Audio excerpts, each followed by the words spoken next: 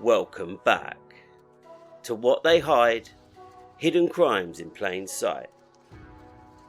Today, we're beginning a special 3-part series on a case that shocked America in the early noughties. Before we get into the case, I just want to thank everyone for their support.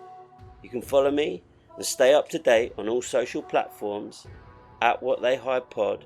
And if you have any feedback or cases you'd like me to cover, please drop me an email, whattheyhidepod@gmail.com. Don't forget, I'll do shout outs at the end of the show to thank everyone that's messaged personally. And finally, don't forget to like, share, subscribe, tell other people about the pod. Let's grow this show and get other people listening.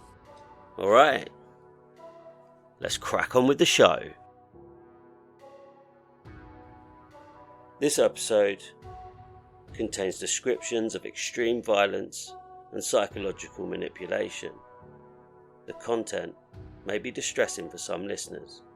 Listener discretion is strongly advised.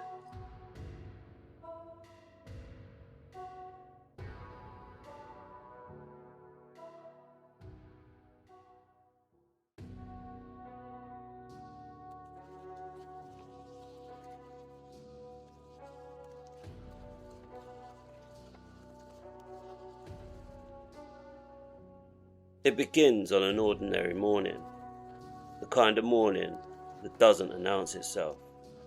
No storm, no warning, no sense that anything unusual is about to happen, just routine. Commuters moving through parking lots, shops opening, people stepping into the familiar patterns of the day. In Montgomery County, Maryland, the air is cool, the sky is clear, and life is proceeding as expected. At approximately 8:20 a.m, a man stands outside a grocery store.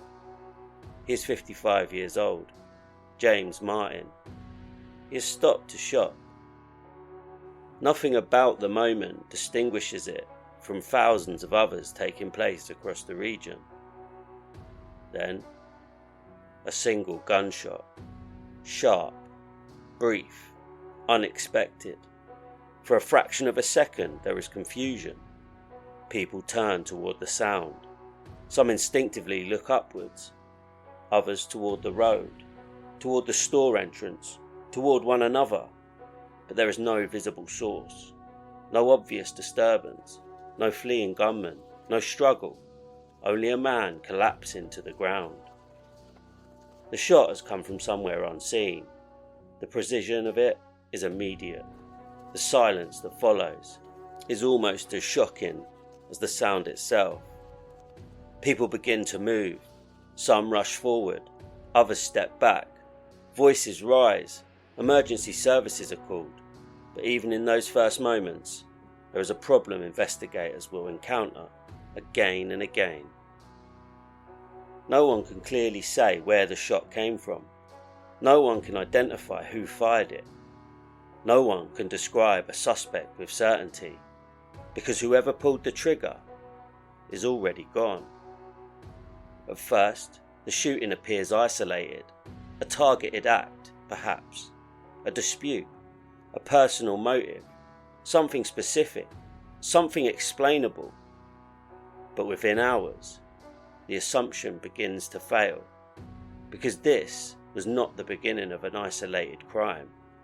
It was the opening act of something much larger, something that would transform ordinary routines into acts of risk. Fuel stops, school drop-offs, walking to work, loading shopping into a car, standing still in public. All of it would soon feel different, because in the days ahead, the threat would not announce itself. It would not approach. It would not reveal its face. It would remain distant, hidden, watching, and it would strike again.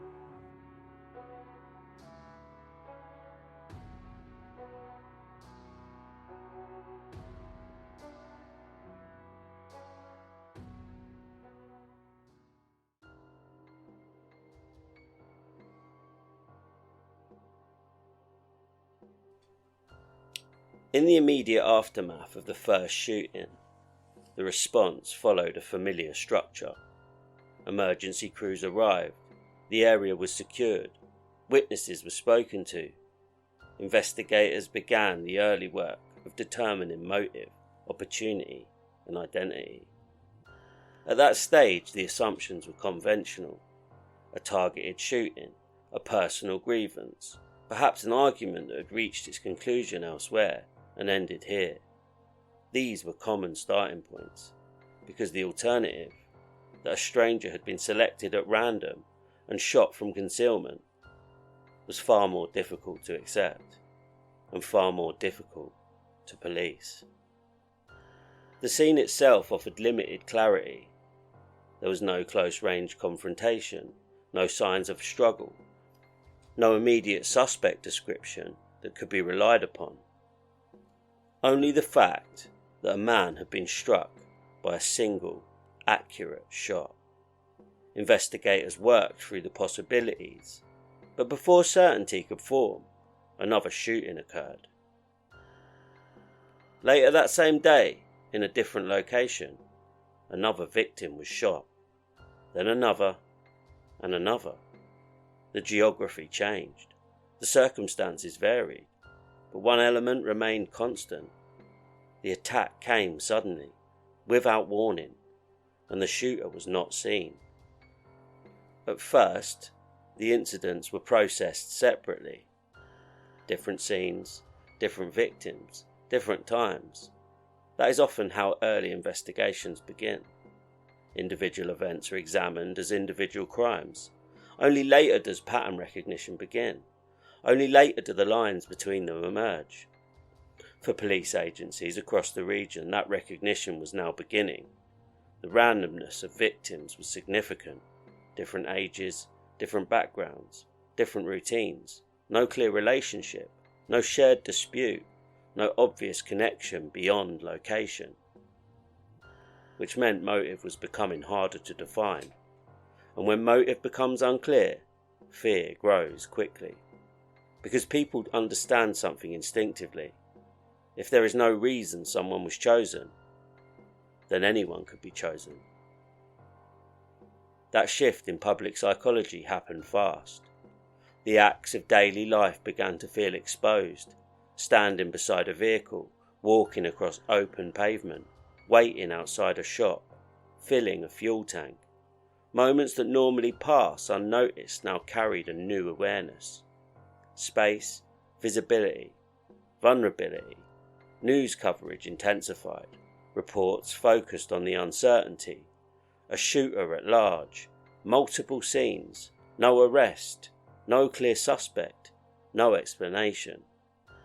The absence of answers became its own story, and for investigators the pressure increased accordingly. Every new scene required rapid response, every witness account had to be assessed. Every vehicle sighting, every unusual person, every fragment of information generated leads. Thousands of details, most of them false, some mistaken, many sincere but unusable. That volume is common in high-profile cases. People want to help, but fear changes memory. Stress narrows perception. What feels certain in the moment often becomes less certain under scrutiny. Still, among the confusion, a truth was emerging. These shootings were connected, not by victim identity, but by method, distance, timing, precision, and the fact that the offender was repeatedly escaping unseen. That suggested planning, patience, control. This was not someone acting in panic, not someone striking impulsively and improvising afterward. This was someone choosing locations, choosing angles, choosing moments, and leaving before attention could focus in the right direction. Across the Washington metropolitan area, routines began to change. People moved faster through open spaces. Some crouched beside vehicles while loading groceries. Parents reconsidered school drop-offs. Workers scanned rooftops, tree lines, parked vans, overpasses. Most of these precautions had no practical value, but psychologically they mattered. They offered the feeling of action in a situation defined by helplessness. Because the threat could not be seen, and what cannot be seen is often feared most. Police agencies increased patrols, jurisdictions coordinated, ballistics evidence became central. If projectiles from separate scenes matched, the case would move from suspicion to certainty. That forensic work was underway, slowly, carefully, with major consequences attached to the result. Meanwhile, the shooter remained free, watching the response, watching the news, watching fear spread through the region, and somewhere beyond the scenes, already known, preparing to strike again.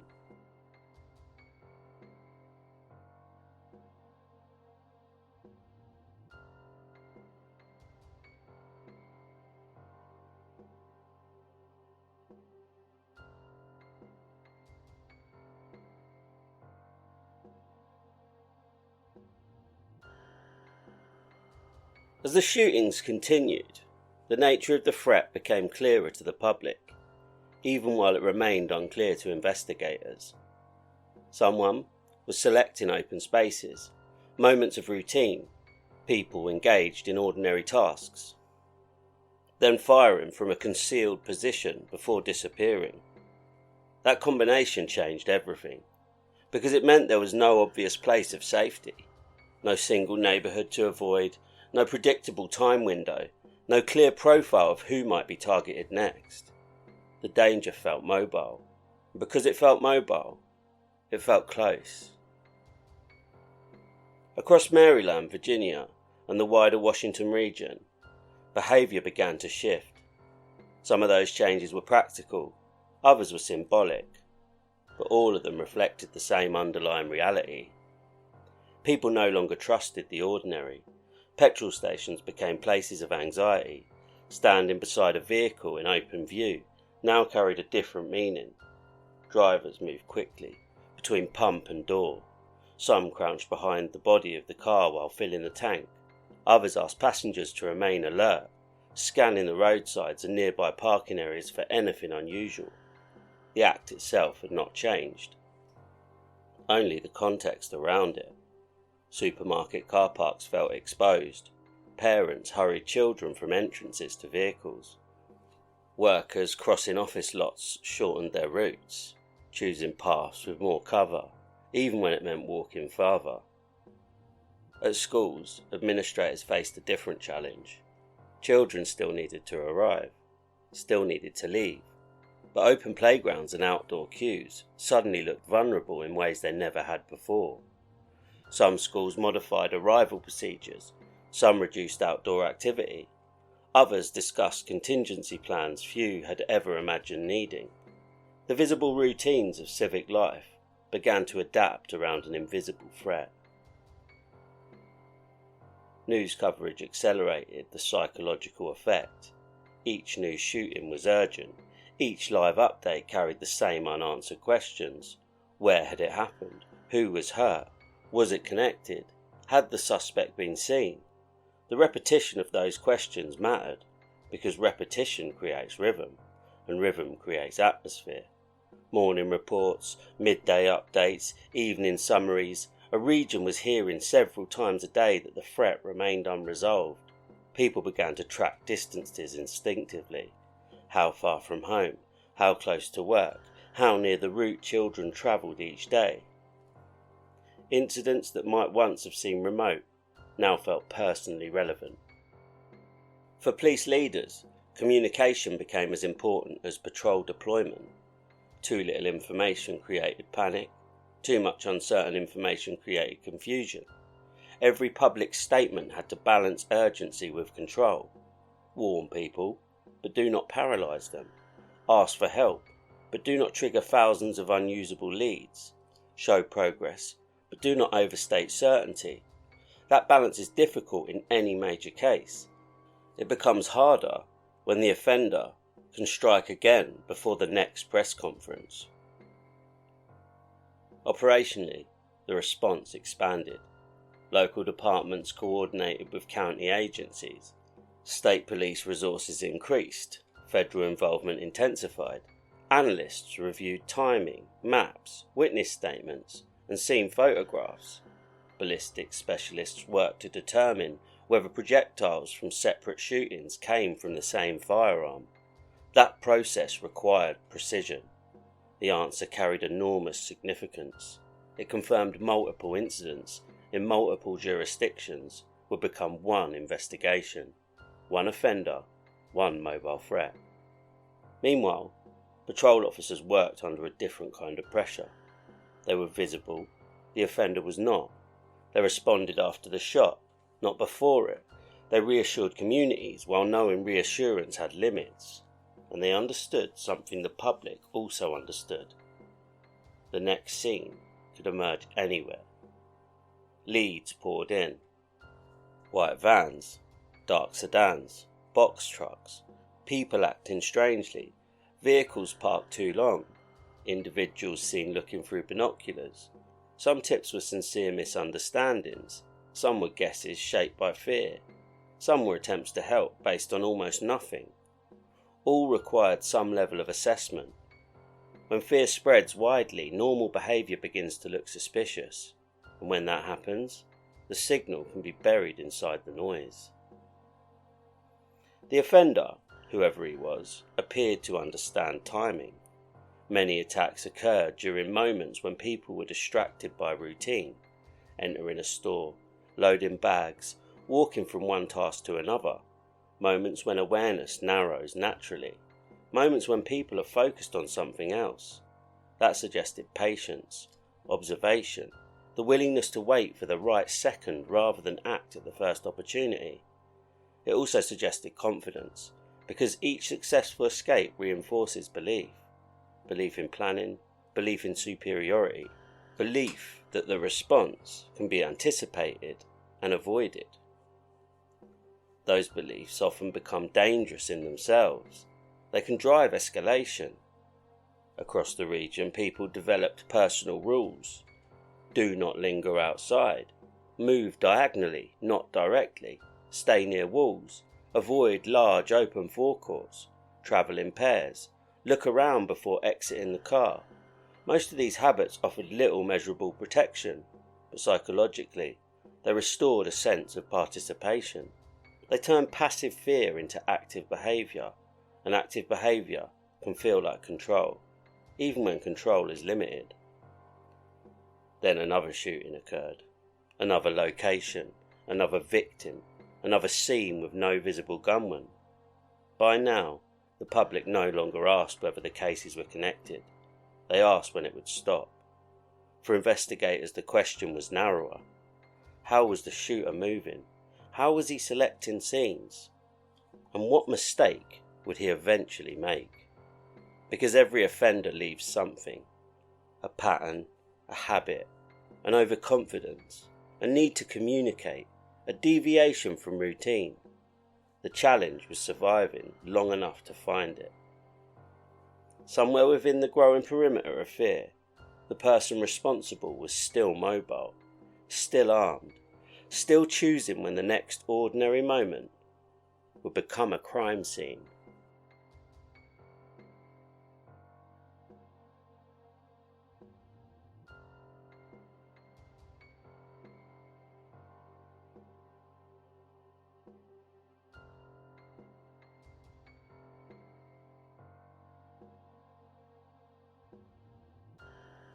As the shootings continued, investigators were dealing with two parallel crises. The first was obvious. An armed offender was moving through the region, selecting scenes, firing accurately, and escaping before police could contain the area. The second was less visible. Public confidence was beginning to erode. Every unresolved attack widened the perception that the offender was ahead of patrol units, ahead of command structures, ahead of prediction. That perception matters, because in major public cases, fear is not driven only by harm. It is driven by the belief that no one can stop it. The case took another turn. Communication began to emerge, not in person, not through interviews, but through messages. The content suggested an offender who was watching events closely and measuring his own impact through the response. That dynamic is significant. Some offenders seek escape, others seek recognition. Recognition changes behaviour. It creates risk. It creates ego. And ego often creates openings. Investigators now had to consider not only where the next attack might occur, but whether the offender wanted something beyond violence itself. One of the most discussed communications was left at a shooting scene in the form of a tarot card. On it were words intended to command attention, to frame the offender as something larger than a person, something symbolic, something feared. That kind of messaging is rarely accidental. It is designed to shape narrative, to turn crimes into identity, to make the public repeat a chosen name. And once the public repeats it, the offender's mythology begins to grow. Police understood the danger in that. Every phrase released publicly could amplify the offender's control. Every phrase withheld could generate criticism and speculation. Again, communication required balance. Provide enough information to seek help, withhold enough to avoid becoming a platform. The messages also created operational pressure. If the offender was communicating, then he was likely monitoring coverage. If he was monitoring coverage, then he was adapting. That meant public strategy could influence offender behaviour. Roadblocks might redirect movement. Press conferences might trigger contact. Warnings might alter target selection. The investigation was no longer reacting only to shootings. It was reacting to a person thinking in real time. Tip lines surged again. Any caller referencing notes, maps, unusual behaviour, firearms, threatening statements or obsessive media consumption became potentially relevant. Thousands of names and fragments entered systems that were already under strain. Analysts worked long hours comparing calls against known vehicles, known addresses, criminal histories, firearm ownership records, and geographic proximity to scenes. Most lines went nowhere. That's normal. But in high-volume investigations, the real challenge is not absence of data, it is excess. The correct detail may already exist, buried among thousands of wrong ones. The public absorbed the communications differently. For some, the messages made the offender seem more dangerous, more deliberate, more unpredictable. For others, they suggested vanity, the need to be seen, the need to matter. Both interpretations increased attention, and attention was exactly what the offender appeared to want. Investigators also began to study timing and location more closely. Some attacks occurred near major roads, some near commercial areas, some where quick exit routes were available. That suggested familiarity with movement patterns, with traffic flow, with jurisdictional boundaries. A mobile offender who understood how long police response might take and how quickly congestion could build after an incident. This was not random movement, it was selected movement. At the centre of many theories was the vehicle. Witnesses had reported several possibilities across different scenes. A white van became one of the most repeated descriptions in public consciousness. It was plausible. Utility vehicles blend into suburban environments. They attract little attention near shops, schools, work sites and roadsides. But plausible is not the same as correct, and once a vehicle description enters public circulation, confirmation bias can take hold. People begin seeing what they have been told to look for. The result can overwhelm investigators with sincere but misleading reports. Roadblocks were established in some areas. Visible patrols increased. Tactical units were placed on alert. but the offender continued to evade capture. Each successful escape strengthened the same dangerous cycle: public fear, media intensity, offender confidence, investigative pressure. Cycles like that can break suddenly, often through a mistake, a behavioural need, or a small detail finally recognised for what it is. Then another attack occurred. Again, the shot came quickly. Again, the suspect was not immediately identified. Again, the region was reminded that communication had not replaced capability. The person sending messages was still killing. Somewhere within the expanding search area, the offender was watching his own legend form and believing he could control how the story ended.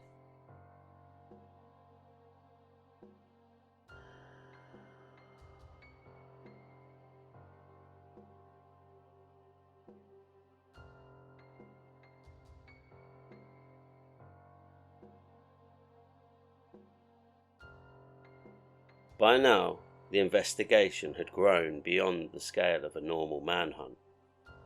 Multiple jurisdictions were involved: local departments, county agencies, state resources, federal investigators, specialists in ballistics, behavioural analysis, mapping, communications, and tactical response. What had begun as a series of scenes was now a regional command operation. That scale brought strength, but it also brought friction. Because large investigations must solve two problems at once: finding the offender and managing themselves. Information moved constantly. Tips entered by the hour: vehicle sightings, threat reports, recovered shell casings, witness descriptions, possible letters, rumours repeated as fact. Every piece requires some form of assessment. Every agency needed updates. Every shift change risked losing context. The public often imagines investigations fail through lack of effort. More commonly, they strain under volume. Too many details, too many urgent priorities, too many partial truths arriving at once. Within that pressure, mistakes become more likely. Not dramatic mistakes, not cinematic ones, usually smaller failures. A lead not escalated quickly enough. A report entered under the wrong category. A pattern recognised later than it should have been. A witness detail dismissed because it conflicts with a louder theory. These are common in complex cases, and in fast-moving investigations, small delays can matter. The white van theory remained powerful. It had entered public consciousness early and stayed there. Patrol officers noticed vans more often. Citizens reported them constantly. Media discussion reinforced the image. But every strong theory carries a risk. Once attention narrows too heavily, alternative explanations receive less energy. Other vehicles become background. Other behaviours become ordinary. Investigators knew this, yet operational momentum is difficult to redirect once established. At the same time, the offender continued demonstrating mobility and patience. Scenes were selected where exposure was brief and escape routes existed. The shooter was not remaining to observe chaos up close. He was working at distance. That suggested planning before arrival and discipline after the shot.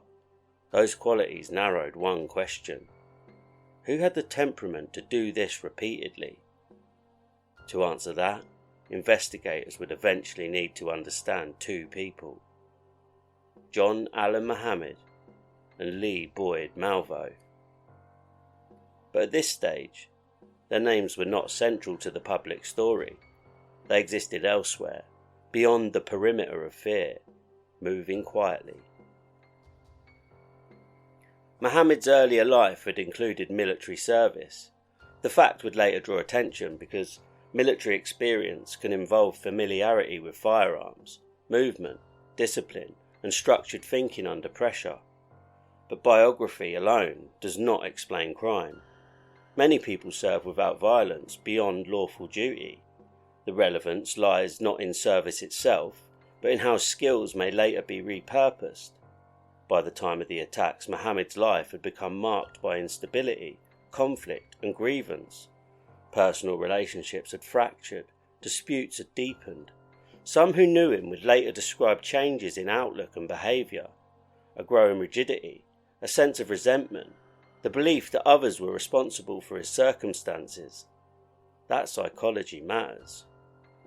Because grievance can become a framework, a way to justify escalation, a way to convert personal failure into external blame. Alongside him was Malvo, much younger, still in adolescence, a different developmental age entirely.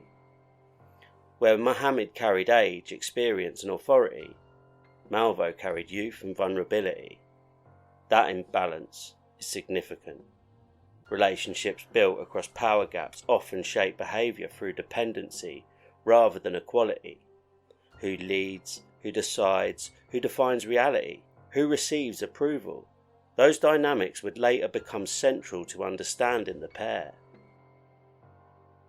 At the time, however, investigators were still dealing with the scenes, not biographies. The challenge remained practical: find the vehicle, predict movement, protect the public, interpret communications, respond to the next shooting, and the next shooting could come before any theory was complete. That constant possibility wears on institutions. Officers work longer hours, analysts revisit the same maps with diminishing returns, supervisors absorb criticism from above and below, communities ask why no arrest has been made, the media asks the same question in public. Each day without resolution feels longer than the last. Then came another problem. The offender appeared adaptable. Police increased visibility in one area, attacks occurred elsewhere, roadblocks followed one scene, the next came at a different time. Public warnings changed behaviour, the offender changed with it. That adaptability creates a dangerous impression of intelligence, sometimes deserved, sometimes overstated, but in practical terms it means one thing: static strategies become less effective.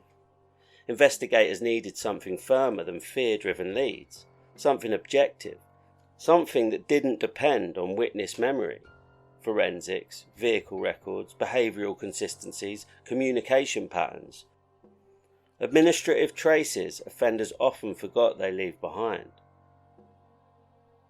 Somewhere inside the expanding case files, the real path already existed. A registration, a prior complaint, a firearm link, a name mentioned once and not yet recognised. Cases like this often turn not on one dramatic revelation, but on a detail re-seen at the right moment. Meanwhile, Mohammed and Malvo remained in motion, the relationship between them tightening under secrecy, travel and shared purpose. That combination can create its own closed system. Outside voices fade, inside logic strengthens. Actions become easier to justify because they are reinforced within the pair. And when two people sustain one another's delusions or plans, danger can escalate quickly. Across the region, people still ask the same public question: who is doing this? Investigators were closer than they appeared, but not close enough. Not yet, because before the case could narrow, the fear would deepen once more.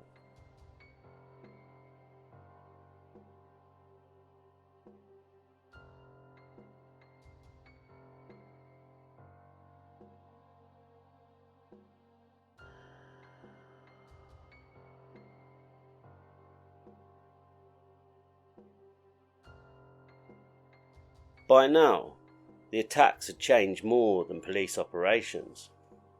They had changed behaviour. What began as caution had developed into adaptation. People were no longer simply worried about the next report.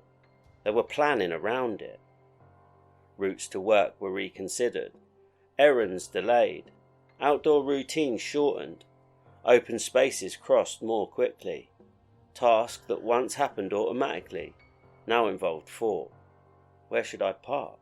How long will I be outside? Is there cover nearby? Can this wait until later? These are small questions, but when repeated across hundreds of thousands of people, they reshape public life. Schools faced some of the most visible changes. Drop-off and collection times became moments of concern. Staff reviewed entrances, queues, playground access, and how children moved between buildings. Some activities were brought indoors. Some outdoor schedules were reduced or restructured. Children often mirror adult anxiety without fully understanding it. They notice tone, urgency, conversations that stop when they enter the room. They notice routines changing, and they understand that something is wrong. Parents carried a different burden. The need to remain calm for children while feeling uncertain themselves, to present confidence they may not have felt, to keep mornings normal when normality had already shifted. Businesses adapted in quieter ways. Petrol stations remained tense spaces. Workers in open forecourts became newly conscious of exposure. Customers moved quickly. Some chose stations with canopies, walls, or busier surroundings. Retail car parks emptied faster than before. People no longer lingered loading purchases or speaking beside vehicles. The region was learning a new etiquette of movement. Arrive, complete the task, leave. Media coverage intensified accordingly.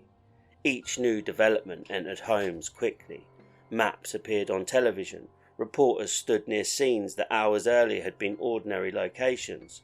Commentators debated offender psychology, police strategy, and public safety. Speculation filled the spaces where certainty was absent. That is common in unresolved cases. Narratives emerge before facts do, and once formed, they can be difficult to correct. The public heard conflicting ideas: a lone gunman, multiple offenders, domestic motive, political motive, random violence, strategic terror. Some theories were plausible, some were not. But all of them reflected the same reality. No one outside the investigation knew enough. Within the command structure, fatigue was becoming a factor. Long investigations generate physical tiredness, but they also generate cognitive tiredness. Analysts revisit the same maps until patterns blur. Investigators hear similar statements until contradictions become harder to separate. Commanders make decisions with incomplete information, then reassess them under public scrutiny. Officers deploy repeatedly to scenes that offer little immediate progress. This doesn't mean standards disappear. It means pressure accumulates, and accumulated pressure changes performance if unmanaged. Yet even under strain, the case was narrowing. Ballistic evidence had become central. Projectiles and recovered fragments were helping confirm links between scenes. That mattered because it transformed public fear into forensic structure. Separate attacks were not merely similar. They were connected. The same weapon, the same offender or offenders, one investigation. That clarity improved coordination. It also increased urgency, because a connected offender who remains active is not declining. He is succeeding. Witness information was also being re-examined. Descriptions once dismissed as vague were revisited in context. Vehicle sightings near scenes, unusual parking positions, cars present briefly then gone. Movements that seemed ordinary alone, but meaningful when repeated. And slowly, another possibility strengthened. The focus on a white van may have been too narrow. Other vehicles had appeared in witness accounts. More ordinary vehicles, less memorable vehicles, the kind that disappear into traffic by blending with it. That shift was important. A highly distinctive vehicle attracts memory. An ordinary one avoids it. Some offenders understand this instinctively. Others learn it through experience. Either way, the effect is the same. Visibility without attention. Meanwhile, the attacks continued to shape psychology in subtler ways. People began to look at strangers differently. A parked driver became noteworthy. Someone waiting in a vehicle too long drew suspicion. An unfamiliar car near a school generated calls. Most of these people were innocent, but prolonged fear changes interpretation. Neutral behaviour becomes coded as threat. That social cost can outlast the case itself.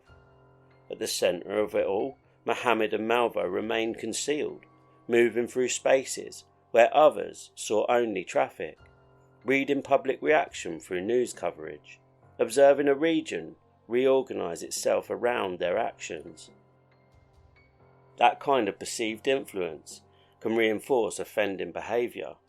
It creates the illusion of power, the belief that institutions are reactive and the offender is directive. But illusions like that are unstable. They depend on continued success, and continued success often encourages overreach, more movement, more communication, more risk. Investigators did not yet know every detail, but they knew enough to understand one thing: the person responsible would have to keep operating in the real world, driving, refueling, sleeping, purchasing food, using roads, leaving traces. No offender remains abstract forever. Eventually, he must become practical, and practical needs create opportunities. Across the region, fear had reached its peak, but inside the investigation, something else was beginning. Momentum. The first signs that the invisible threat was becoming visible.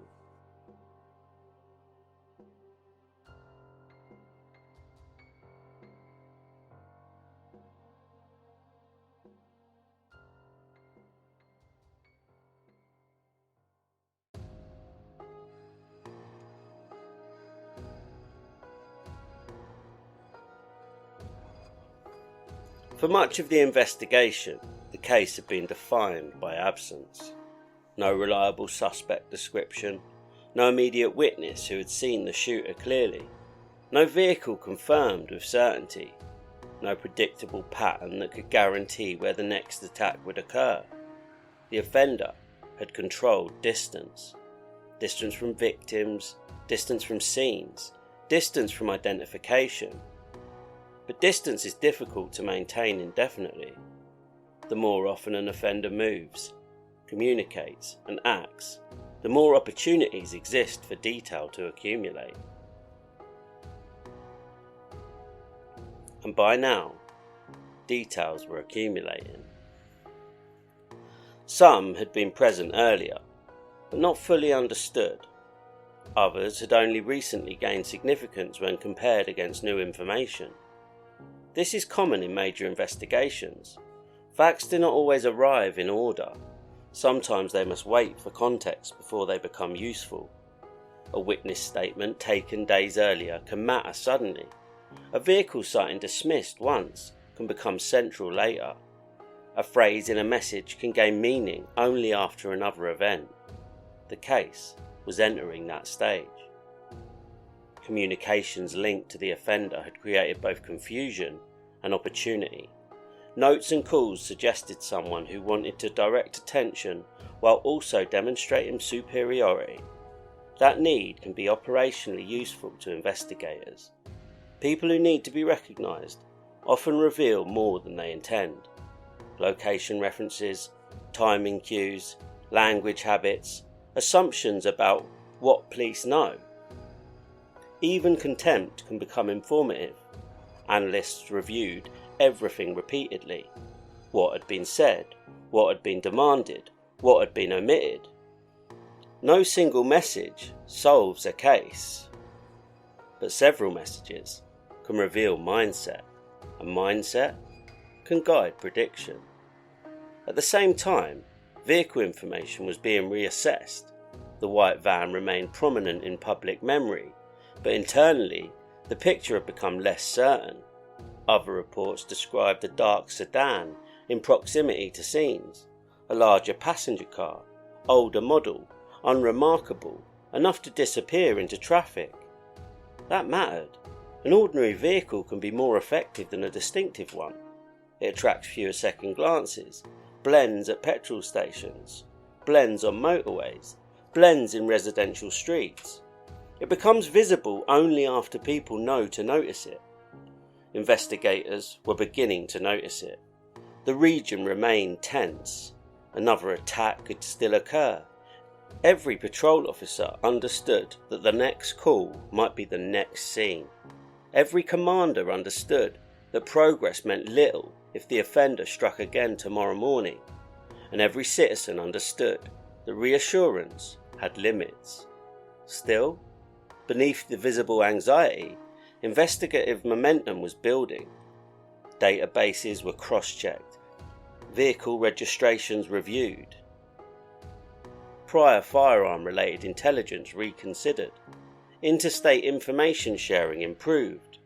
The case was no longer expanding outward, it was starting to narrow inward. Then came a critical development. A communication associated with the offender included demands and references that sharpened the urgency of response. Investigators now had stronger reason to believe the offender was not only mobile and armed, but actively engaged in a psychological contest with police. That often precedes mistakes, because contests invite escalation. Escalation invites exposure. The need to prove superiority can override caution, and caution had protected the offender so far. Behind the scenes, specific vehicle attention intensified around a dark Chevrolet Caprice, an older model sedan, practical, common enough not to stand out, large enough to carry equipment, unremarkable enough to pass through multiple jurisdictions unnoticed. To the public, it was nothing. To investigators, it was becoming something. Tips that once seemed disconnected now aligned more closely. Sightings made greater sense when compared side by side. Movement patterns became more plausible. What had been noise was beginning to separate into signal.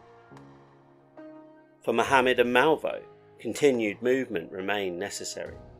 They still needed fuel, rest, food, road access, places to stop without attracting attention. That is the contradiction at the centre of mobile offending. Movement enables crime, but movement also creates trace. Every stop is exposure, every purchase a possibility, every parked vehicle a chance encounter. No matter how disciplined the offender believes himself to be, the practical world keeps demanding contact. Investigators adjusted accordingly. Patrol awareness increased around service areas, parking lots, roadside stops, and places where a travelling pair might rest unnoticed. Officers were briefed, descriptions refined, channels opened for rapid response. No dramatic announcement was made, no public declaration of imminent breakthrough. Most breakthroughs do not feel dramatic while they are happening, they feel procedural, quiet, incremental, a set of people taking small actions based on improving information. Night settled across the region. Traffic thinned in some areas and thickened in others. Long-haul drivers moved between states. Commuters returned home. Petrol station forecourts glowed under artificial light. Rows of parked vehicles filled rest areas where strangers slept only meters apart, unknown to one another. Among them, one car would soon matter more than any other. Inside the investigation, attention was tightening. Outside it, the public still did not know how close events had moved to resolution. And inside a dark sedan parked among dozens of ordinary vehicles, two men slept under the belief that anonymity still protected them. It didn't. By morning, the case would change.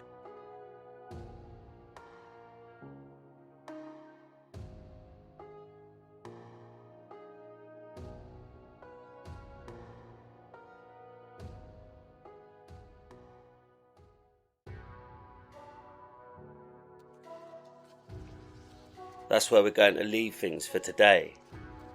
After weeks of fear, after shootings that appeared to come from nowhere, after a region was forced to change the way it lived, the investigation was finally closing in. A vehicle had come into focus, a location had been identified, and by morning, everything would be different. In the next episode, we moved to the rest stop where it all ended. The arrest of John Allen Mohammed and Lee Boyd Malvo, the rifle inside the car, and the moment the public learned the attacks were over. But that's only part of the story, because once they were in custody, a far more complicated picture began to emerge. Before we close, thank you for listening. If you've followed the episode all the way through, it's genuinely appreciated. And a quick shout out to a few listeners supporting the show. Marcus in Baltimore, Chloe from Birmingham, and Ryan over in Toronto. Thank you for the messages and for listening. And to everyone else listening right now, wherever you are, thank you for spending your time here. If you're enjoying the show, make sure you're following or subscribed on your podcast platform so you don't miss episode 2. And if you'd like to support the show, leaving a rating or review really helps others find it. Next time, the shooting stops, but the story gets darker and much more complicated. See you then.